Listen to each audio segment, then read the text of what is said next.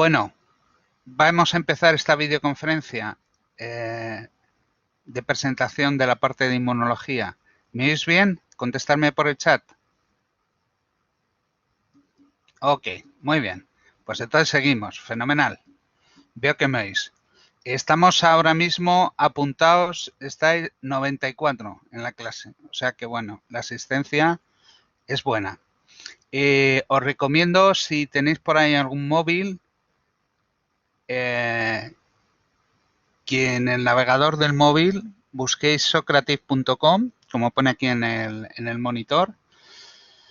Hacéis student login y os apuntáis en el room name 326821. Esto es, no os preocupéis, esto es simplemente por si os pongo alguna, para hacer alguna pregunta, pero no es, no son preguntas calificables, ¿vale? Simplemente es para que contestéis, ¿vale? Lo que pasa que me estoy dando cuenta que no he abierto el Socrative para hacerlo, pero bueno, ya veremos. Veremos cómo lo hacemos. Bueno, habéis contestado 91, el cuestionario de reacción a los materiales. A los que no lo habéis hecho todavía, os animo a que lo hagáis antes de la próxima clase que tendremos el viernes. Posiblemente esta semana también, el jueves, os dé un seminario de fundamentos de citometría, pero todavía tengo que convocar la videoconferencia. Pero ya os enviaré, cuando lo haga, ya os enviaré el link para que os apuntéis. Apagar los micrófonos porque oigo que de vez en cuando entra un poquito de eco. Bien, vamos a comentar un poco con respecto a vuestras contestaciones a los cuestionarios. Estas son vuestras dudas urgentes. Ya veis, 14 de vosotros no habéis tenido ninguna duda. 13 de vosotros teníais dudas acerca del spot. Varios de vosotros acerca de cuál era la utilidad del ELISpot. ¿Alguien me podría contestar para qué sirve el ELISpot en el chat? ¿Alguien que crea que lo sepa? A ver, ¿os atrevéis? ¿No os atrevéis? Bueno, yo os lo digo, ¿para qué sirve? Para contar células que son capaces de producir una citocina o un tipo de anticuerpo, ¿vale? Para eso sirve el ELISpot. Ya lo veremos más adelante cuando hablemos de él. También ha habido unos cuantos de vosotros, concretamente 7, que habéis preguntado acerca de los usos de las inmunotécnicas, algunos más interesados en lo que sería un análisis de rutina de laboratorios sanitarios y otros interesados en técnicas que se estén utilizando ahora en asuntos, digamos, más de investigación, más de proyectos más punteros. Bueno, si yo aquí tuviera que contestaros rápido, diríamos que las técnicas más usadas en análisis de rutina son las de ELISA, que ya os suenan, ya habréis oído hablar de ellas porque se usan muchísimo. Que en cuanto a técnicas que ahora mismo estén, digamos, en boga en investigación, pues comentaros la importancia de la citometría de flujo y también de ciertos ensayos de citometría de flujo que están basados en el uso de micropartículas y que permiten hacer, por ejemplo, análisis de concentración de múltiples moléculas en una misma muestra. Por favor, os pido que no dibujéis en la esta porque si no tenemos un problemilla. Bien, también habéis señalado otros 6 que, bueno, que algunas de las prácticas que os habíamos puesto pues no teníais problemas para interpretarlas, pero bueno, para eso las hemos puesto, para que María dice que cómo puede hacer para oír que no oye nada. Debe ser que tienes un problema, no tienes el micrófono, los auriculares no los reconoce tu ordenador porque los demás han dicho que sí que oyen, ¿vale? O sea, no es un problema de emisión. De todos modos, que sepáis que estamos grabando esta sesión y que, bueno, y que si alguno pues no ha podido asistir, pues podrá ver luego la grabación, ¿vale? Bien, vamos a seguir comentando. Otra duda que habéis planteado en bastantes ocasiones, de hecho habéis planteado 6 de vosotros, ¿qué eran esto de las nanopinzas? Tal vez os sea más común la palabra nanoherramienta, ¿no? Una nanoherramienta sería una molécula de un tamaño pequeño, pero que es capaz de hacer algo, ¿no?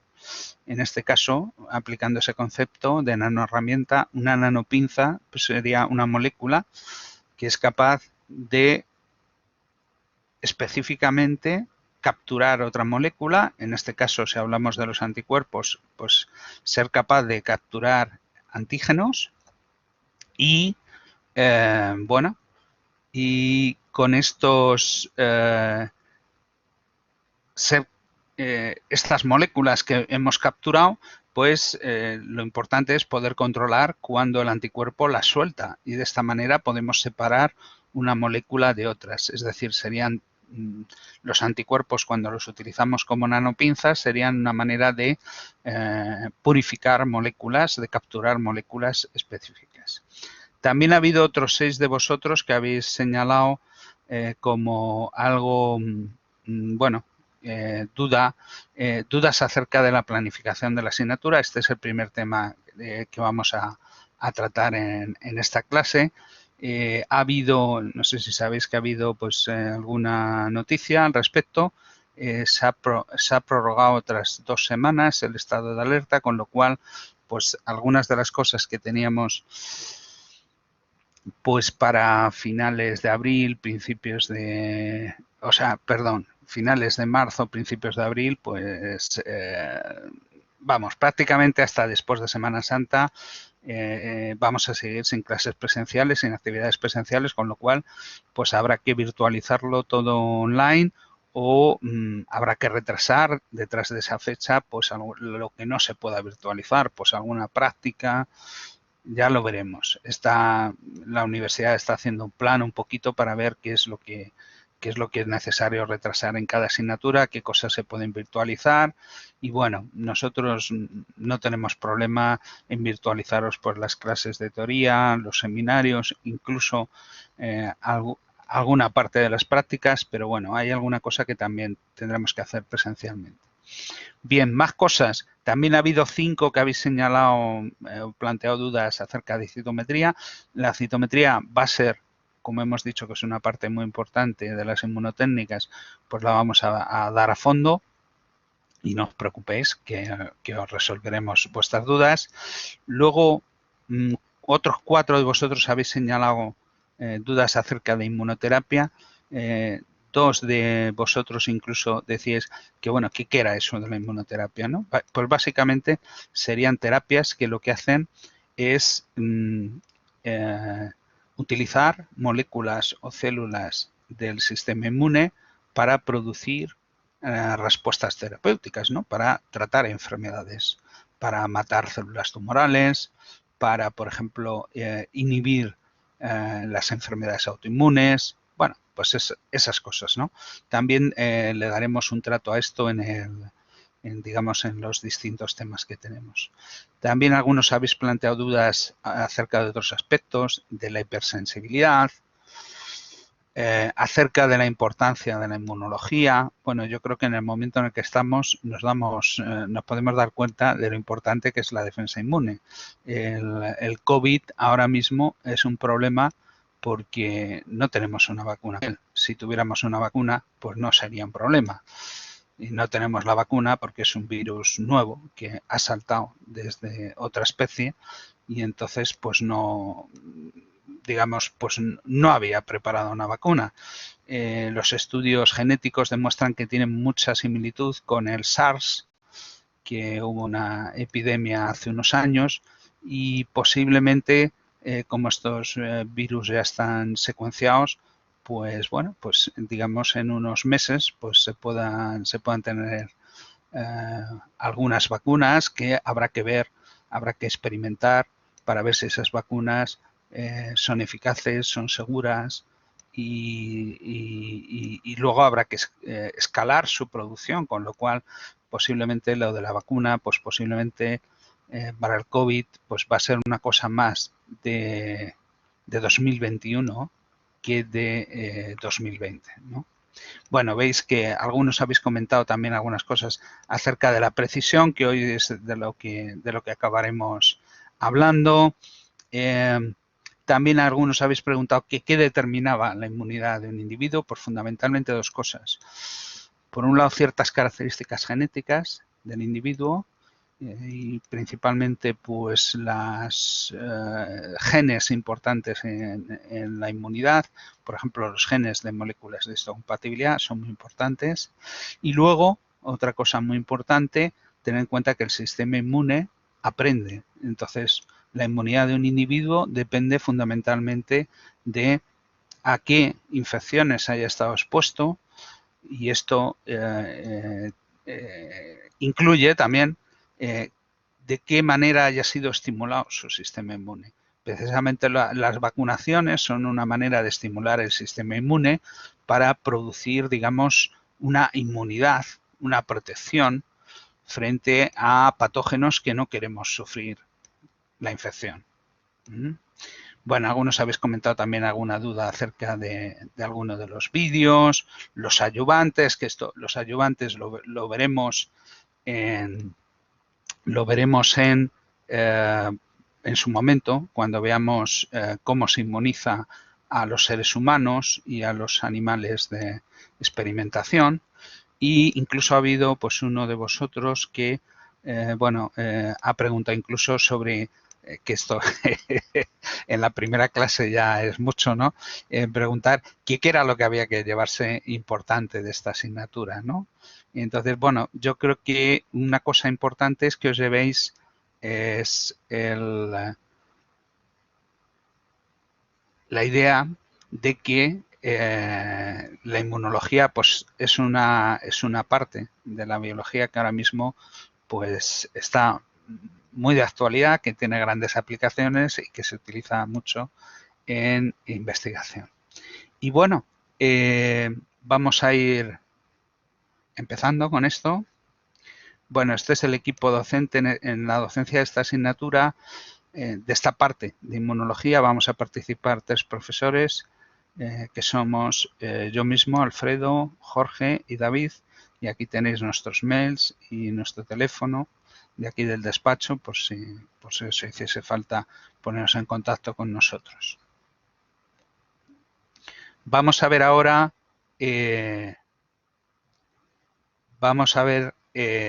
cuál es con la situación. Este era el calendario actual de exámenes y de evaluación de la parte de inmunología.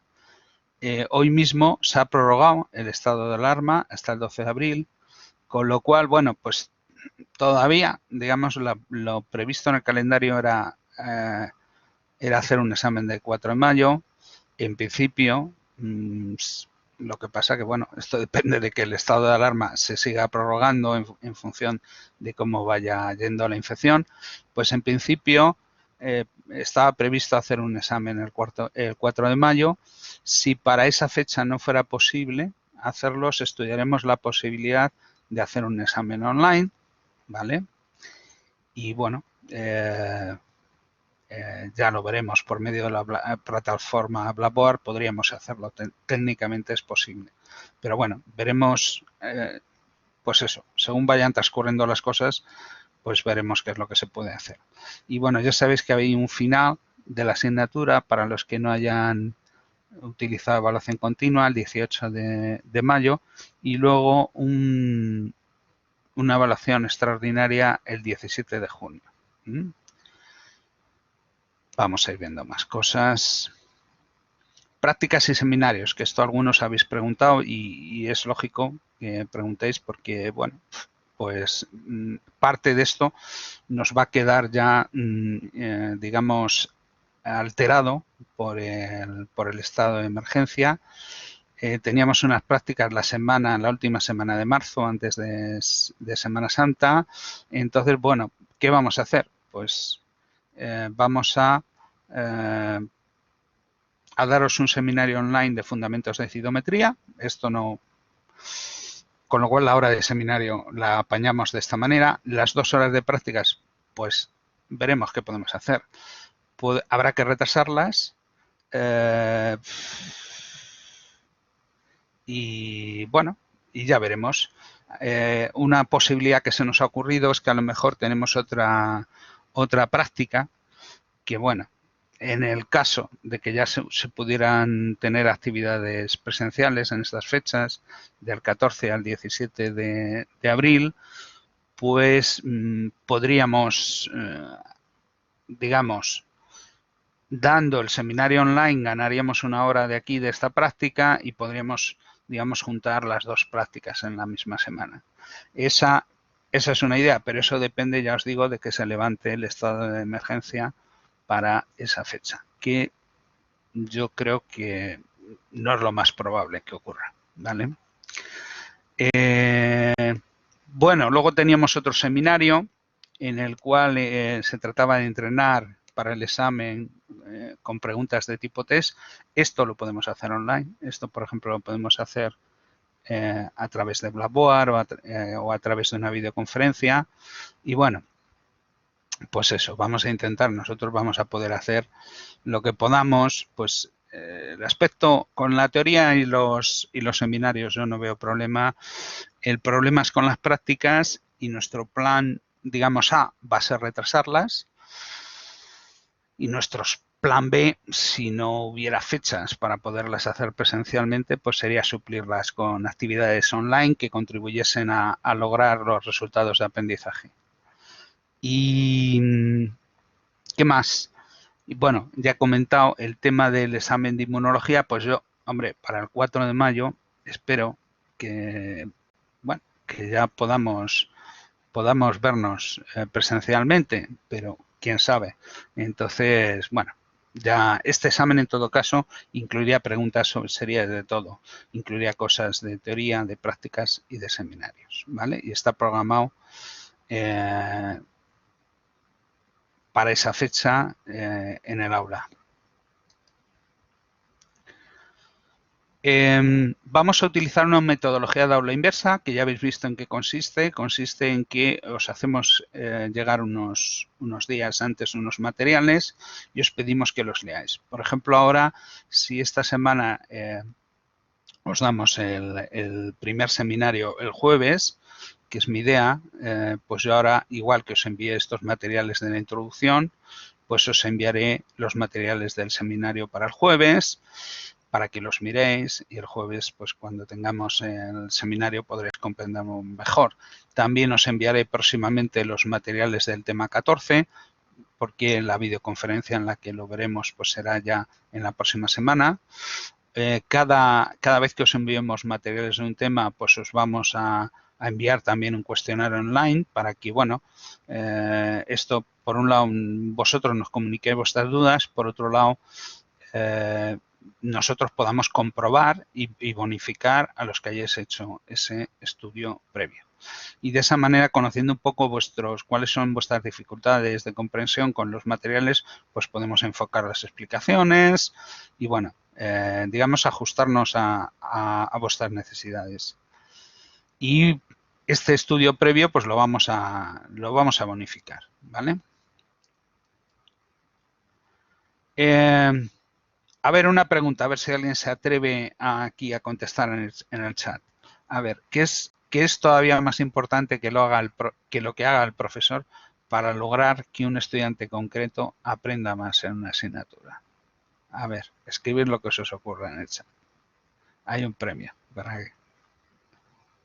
Veo que que os cuesta escribir en el chat. Tener interés, dedicarle horas...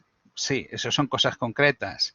Ver vídeos, trabajo propio. Bien, muy bien. Todas estas contribuciones, que buscar información, ayudarse en grupo. poner interés, lo que haga el alumno. Todo esto en general es que de lo que más depende el aprendizaje de un alumno concreto es de lo que ese alumno haga para aprender, ¿vale? Y esto es general, esto no es solo en esta asignatura, esto es en general, ¿no? Con lo cual, nosotros vamos a intentar, nuestra intención va a ser daros cosas para hacer, cosas que os ayuden a aprender, ¿vale? Os vamos a sugerir actividades y bueno, y os vamos a bonificar por hacerlas, ¿vale?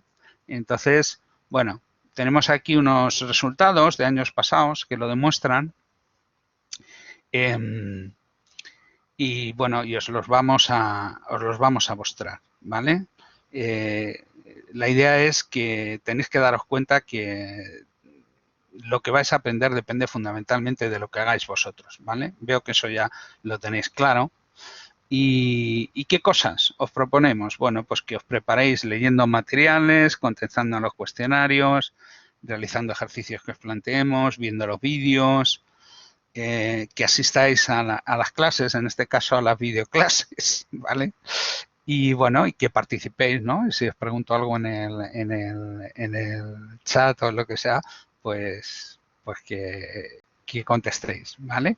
Y luego al final de la clase, por ejemplo, abriré un turno de preguntas cuando paremos ya la grabación y bueno, y entonces podéis participar también ahí planteando preguntas, incluso si nos va bien los micrófonos y tal, pues puede ser, las podéis plantear oralmente o si no por medio del chat. Bien. La metodología que vamos a aplicar es, bueno, aparte de explicaros las técnicas, vamos a poner muchas veces gráficas que muestran resultados obtenidos con esas técnicas y la idea es que de esta manera no solo aprender las técnicas, sino que aprendáis a interpretar sus resultados, ¿vale? Y bueno, habrá veces que os enviemos ejercicios antes de las videoconferencias, habrá veces que los pongamos pues por sorpresa, ¿no? O los pongamos durante las videoconferencias. Bien. Bueno, esto tenía pensado, este ejercicio haberlo hecho por medio de Socrative, pero bueno, lo vamos, casi lo vamos a hacer, yo creo, por medio del chat, porque si no voy a tener problemas con olvidé conectarme con el Socrative, entonces lo vamos a hacer a través del chat. En este gráfico, ¿qué ves? ¿Cuál es la variable independiente y cuál es la variable dependiente? Venga, que alguien ponga algo en el chat. Bueno, veo que hay alguien que pone que dice que no la entiende. Y veo que hay gente que dice que la independiente es el número de temas que uno ha estudiado. Bien. Y que la dependiente sería la calificación. Muy bien. O sea que lógicamente la causa, vemos esta gráfica, si al final demuestra que hay una asociación entre el número de temas que se estudian y la distribución de calificaciones, pues eso demostraría que el estudio previo, pues, digamos, ayuda a sacar mejores calificaciones en la asignatura. Y bueno, ¿qué os parece? ¿Os parece que esas dos variables se relacionan? Si no se relacionaran, obtendríamos, pues sí, ¿no? Sí que se relacionan, ¿no? Si no se relacionaran, veríamos que, pues que las calificaciones en un grupo, en otro grupo, serían más o menos las mismas. Sin embargo, son muy distintas. Fijaros que aquí el porcentaje de suspensos en los que no hacen ni un huevo, pues supera el 50%. Suspensos no presentados. En los que, bueno, hacen alguna cosilla y tal, pues mejora, pero todavía no. Y fijaros que los que hacen el estudio preparatorio de todos los temas, pues Sí, pues es posible que influyan otros factores, por supuesto, pero este es uno, ¿vale? Esto es lo que podemos concluir, que este es un factor importante. Por supuesto, hombre, si uno resulta que es un superdotado, un cerebrito, que es capaz de leerse o por ejemplo, es capaz de, no viene a la videoclase, pero luego es capaz de oírsela a velocidad de por 4, ¿no? Y se entera de todo y lo memoriza todo maravillosamente y es un cerebrito, pues a lo mejor esa persona, pues a lo mejor, pues no le hace falta trabajar tanto, ¿no? Pero al 99%, pues sé que les vendrá bien. Desde luego mal no les va a venir. Luego tenemos aquí, esta es otra, con los mismos datos. Bueno, ¿qué significarían? Es muy fácil. ¿Qué significan este punto de corte? Esta línea roja, ¿qué significa? ¿Qué nos marca? ¿Qué nos separa? Tened en cuenta que esto es la calificación, el aprobado, es decir, el que aprueba y el que no aprueba. Y el 2, la flecha roja ¿qué nos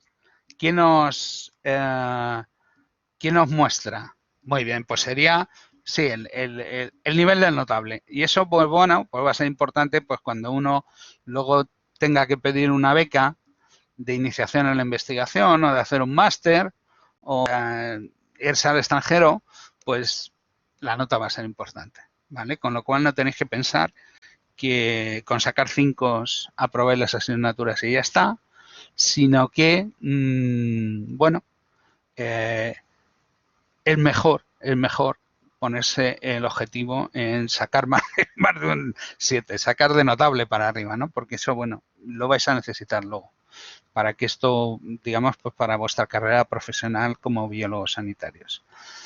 Bien, y a la vista de estos resultados, ¿cuál sería la mejor estrategia? Mm, no, no prepararse. Si lo que queremos es suspender, eh, ¿eh? Si lo que queremos es suspender, ¿qué es lo que deberíamos hacer? No pegar ni palo. Muy bien. Vale, y si queremos, veo que lo pilláis perfectamente. Bien, vale. Muy bien, pues,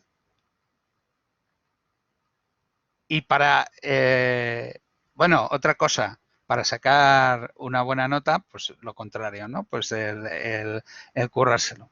Pues muy bien, veo que lo habéis pillado. Ahora si queréis por el chat, lo he puesto un poco en broma, porque realmente las cuestiones luego las vamos a hacer luego. Aquí lo he puesto un poco en broma porque cuando hacemos esto en clases presenciales pongo esto y entonces alguien levanta la mano y dice, ¿cómo vais a calificar la asignatura?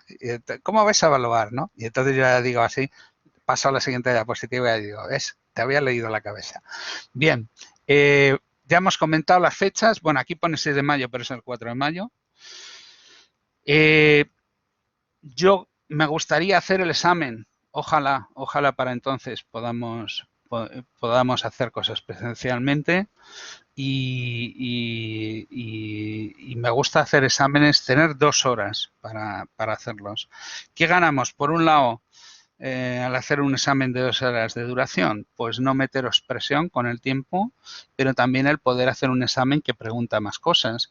Y al preguntar más cosas, pues esto es como pensar que la evaluación es un procedimiento de medida en el cual intentamos medir qué es lo que habéis aprendido.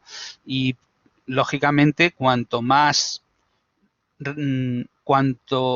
midamos, mejor medimos. Es decir, uno en 2 horas puede responder más preguntas que en media hora, con lo cual, pues se puede medir mejor lo que uno sabe en un examen más largo que en un examen más corto. ¿Vale? Claro, esto si lo estamos haciendo presencialmente, pues está bien. Claro, ¿cuál es el problema? Si lo hacemos online, pues más tiempo, pues bueno, sí, uno puede hacer un muestreo más representativo, pero también da más tiempo pues para que se puedan hacer algunos truquillos, ¿no? Y algunas comunicaciones, ¿no? Entre los alumnos. Entonces, si lo hacemos online ya veremos cómo lo haremos, pero si lo hacemos presencial, pues intentaremos que tenga esa duración, ¿vale? ¿Sois honestos? Bien. me alegro mucho. Bueno, entonces, bueno, la idea, el examen será tipo test, ¿vale? Y yo también me muero de risa. Bueno, y entonces, pues bueno, aparte de lo que saquéis en ese examen, que ya digo, incluye teoría, incluye seminarios, incluye prácticas, pues también se os va a valorar pues estos cuestionarios que vas rellenando y tal, que os podrán sumar hasta un 10% de la nota de nuestra parte de inmunología. Luego ya sabéis, yo os contó David en la presentación de la asignatura, que tenemos que sumar la parte de biología celular, la nota de fisio, que me ha dicho José Antonio que han sido muy buenas las notas, y la parte también de inmunología, y bueno, y ya veremos lo que da, ¿no? Bien. Aunque las preguntas sean de test, algunas van a tener un contexto, van a ser referidas a lo mejor a una gráfica o a algo que... una situación, ¿vale? Bueno, ahora os quiero preguntar, van a ser preguntas de 5 opciones, ¿vale? Sí, esta es mi pregunta. Si marcar una respuesta errónea resta solo lo necesario para compensar el efecto sobre la calificación de la probabilidad de acertar por azar, y siendo 5 opciones, escribidme en el chat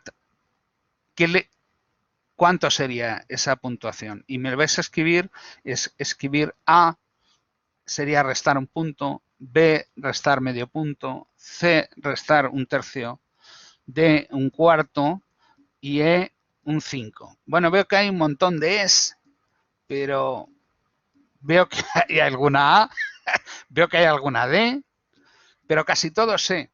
Alguna de más también, incluso alguno ha puesto F, que ya, bueno, ya eso habría que interpretar. Casi todos habéis puesto E.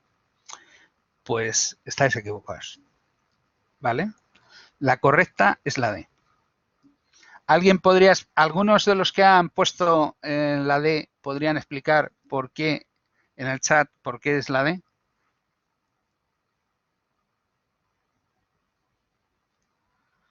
¿Por qué hay que restar un cuarto? Si son 5 opciones. ¿Nadie me lo contesta?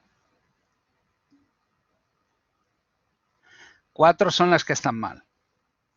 Ya. Y una está bien. Bien. Pero lo que tenemos que pensar es en el efecto, no tenemos que pensar en la probabilidad de acertar por azar. La probabilidad de acertar por azar sería un quinto, ¿vale? Pero lo que tenemos que pensar es en la repercusión que tiene acertar por azar. Porque si tú acertas por azar, vale, tienes un quinto de probabilidad, pero te va a sumar un punto.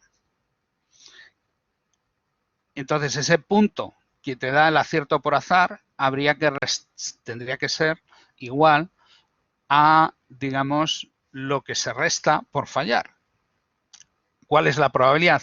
Que si respondes a 5 preguntas por azar, aciertes una y falles 4. Entonces, si una te suma un punto, las otras 4 fallos te deberían restar un punto. Y si entre 4 te deben restar un punto, cada una te debe restar 0,25, es decir, que la correcta es la opción D, ¿vale? Ah, veo que tiene sentido. Es decir, no lo hacemos porque seamos unos malotes ni unos capullos, ¿vale? Lo hacemos porque es lo justo, ¿vale?